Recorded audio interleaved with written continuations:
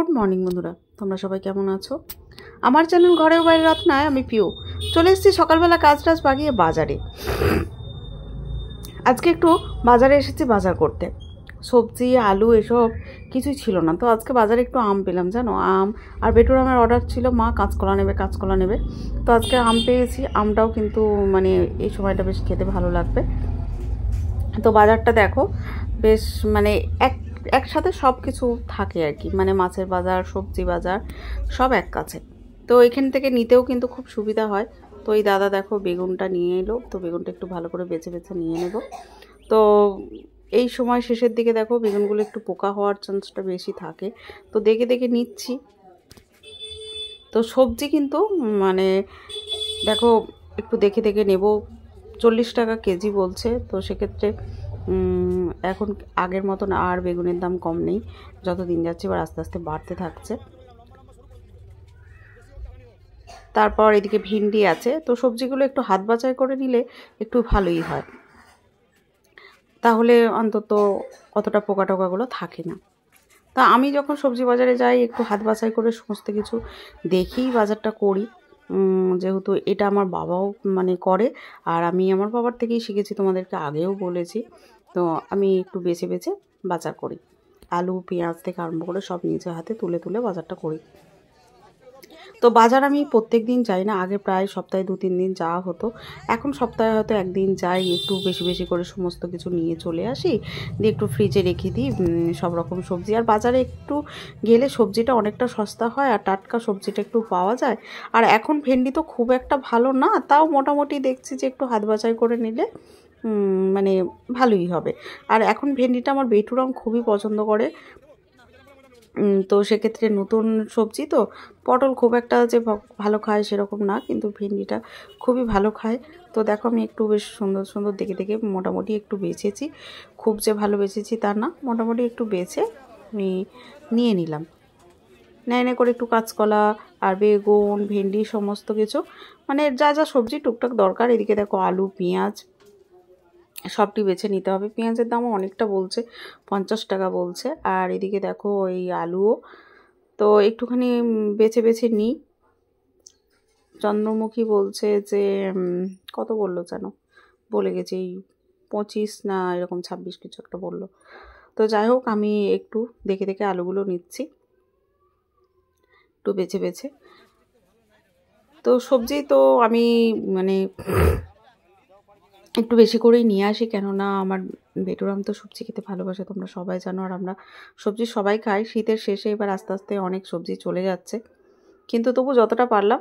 এদিকে দেখো বেতো শাক আর শাক তো মানে আমার খুব প্রিয়, তোমরা সবাই জানো, সব রকমের শাক আছে। তো এখানে আমি কিছুটা শাকও নিয়ে নিলাম। চলো এবার বাড়ি যাওয়া যাক।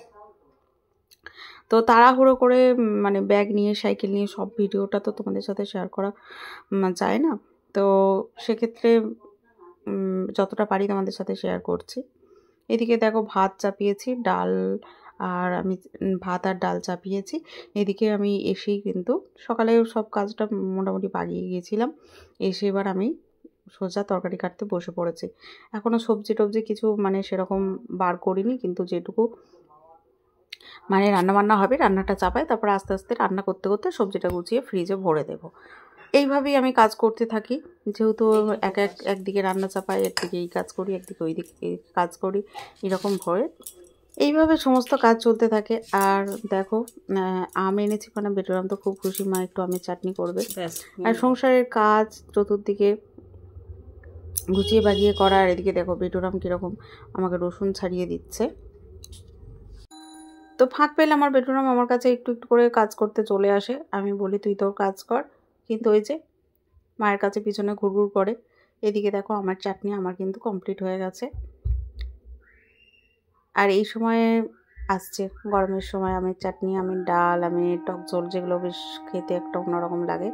আর গ্রীষ্মকালে তো মানে টক জাতীয় খাবারটা বেশি খেলে খুবই ভালো হয় শরীরের পক্ষে। ওদিকে ভেন্ডি করেছি, আর এদিকে দেখো আমি আলু চাপিয়েছি। তো সব মিলিয়ে কি রান্না করছি চলো দেখতে থাকো। তাড়াহুড়ো করে রান্নাটা চাপিয়ে দিয়েছি। এখনও কিন্তু আমি স্নান করিনি, রান্নাটা মোটামুটি করে নিয়ে আজকে লাস্টে স্নান করব। আর আজকে মাকে তোমাদের দাদা করে দেবে, যেহেতু বাড়িতে আছে, তাহলে ওই দিকটা আজকে আমাকে অতটা যেতে হচ্ছে না। তো সেক্ষেত্রে আমি রান্নাটা একটু চাপিয়ে দিয়ে আমি স্নানটা করে খাওয়া দাওয়া করতে হবে। তো চলো, এদিকে এখন আমি চিকেন এনেছি, চিকেনটা রান্না করছি।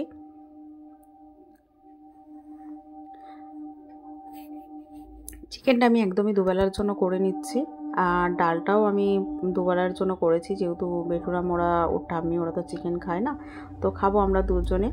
তো সেক্ষেত্রে শাক ভাজা করেছি, সবই এক এক করে ভেন্ডি পেঁয়াজ পোস্ত করেছি। দেখো এই মানে তাড়াহুড়ো করে, আর আমার তো রান্নাঘরে একদমই জায়গা নেই যে আমি তোমাদেরকে পুরোটা কভার করে দেখাতে পারবো। হয়তো ফাস্ট ফরওয়ার্ড করেও কিছুটা হলেও দেখানো যেত, কিন্তু এইখানটা একদমই নিজে হাতে আমাকে ধরে করতে হয়। তার মধ্যে কাটা মাটা সবই তো আছে নিজে। বিটুরাম শুধু আজকে আমাকে একটু হেল্প করেছে রসুনটা ছাড়িয়ে দিতে, কিন্তু তা ওর 5টা রসুন ছাড়াতে প্রচুর টাইম লাগছে, সেখানে আমার একটা গোটা কোয়া ছাড়ানো হয়েছে বা এরকম ব্যাপার। তো ওর তবু যে আমাকে দিচ্ছে এটাই আমার কাছে অনেক।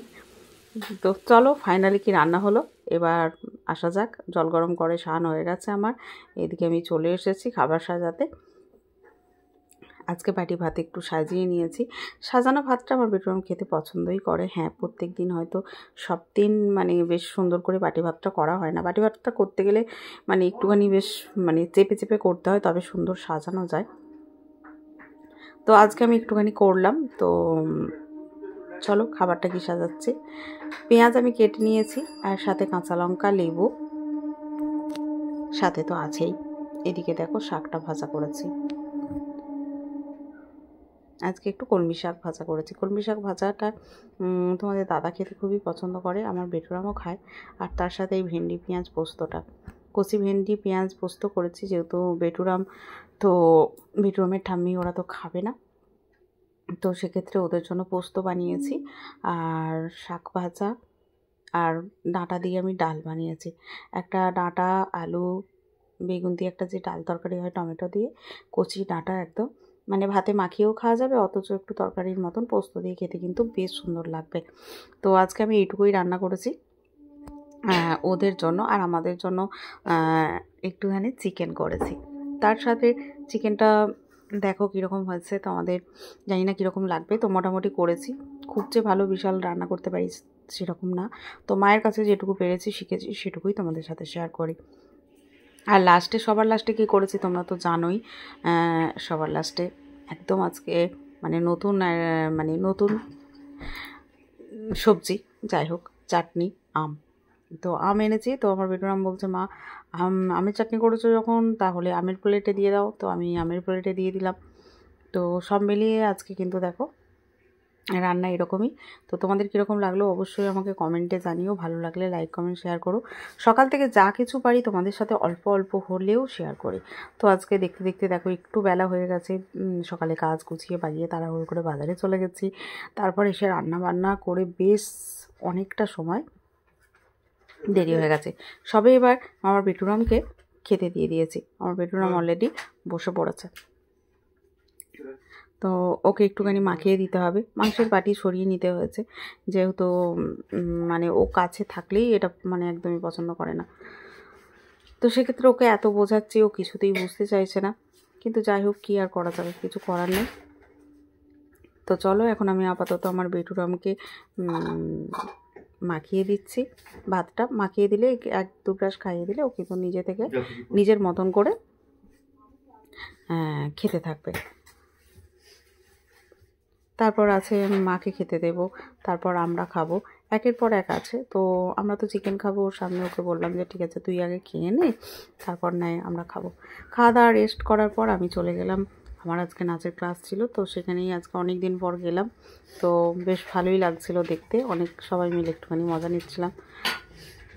তো যাই হোক, আর ভিডিওটা বেশি বাড়াচ্ছি না, তোমাদের কীরকম লাগলো অবশ্যই জানিও। আর রাতের জন্য তো রান্না করাই আছে, যাই কিছু হয়ে যাবে, তারপরে তো আবার যে ভিডিওর কাজ আছে, লাইভ আছে, সবই একের পর এক। তো আজকে টাটা, সবাই ভালো থেকো, সুস্থ থেকো, সাবধানে থেকো, নিজেদের খেয়াল রেখো, তার সাথে তোমাদের পরিবারের সবার খেয়াল রেখো। তো চলো টাটা, আজকে গুড নাইট, আজকের মতন দেখা হচ্ছে আবার নেক্সট ভিডিওতে, তোমাদের সাথে দেখা হচ্ছে। টাটা।